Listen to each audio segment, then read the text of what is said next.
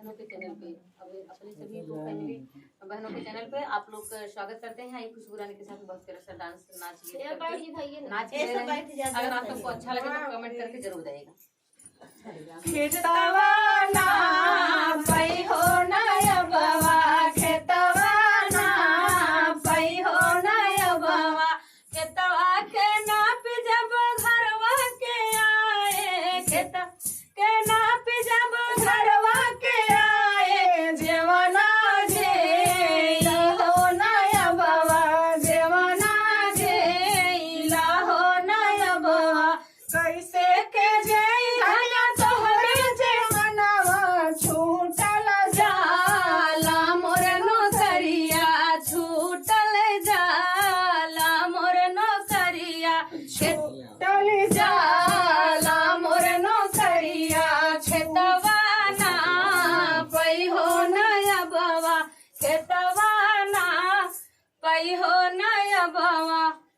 खेतवा के नाप जब घरवा के आए, खेतवा के नाप जब घरवा पे आए, गेड़ुआ घोटा हो नयबवा, गेड़ुआ घोटा हो नयबवा,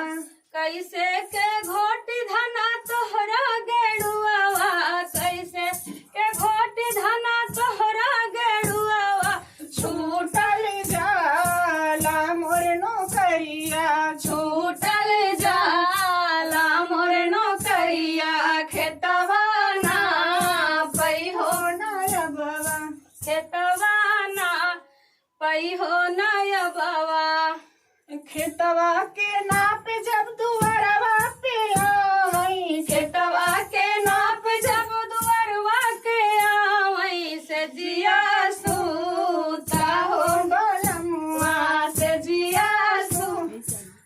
हो नयबवा, कैसे के सूती धना तोहरी से जरिया, कैसे के सूती धना तोहरी से जरिया, छूटल जाला मोर नौकरिया, छूटल जाला मोर नौकरिया।